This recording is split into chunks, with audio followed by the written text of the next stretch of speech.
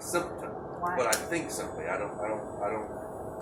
Yeah, I mean, it's why go through all the trouble of trying to. Some of these ideas they had were so complicated and so convoluted, and they were going to pay Irwin, who's the manufacturer and the owner of Ballerina, to integrate this whole new control system, especially for Pactive, which was going to cost hundreds of thousands of dollars. And I'm just like, dude, I can fix this with a PLC, a couple relays, and a couple push buttons.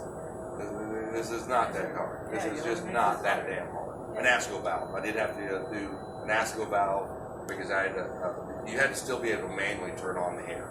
Right. So you got to create a parallel that can manually turn on the air and automatically turn on the air. So they had to be. They had to plumb in a little parallel air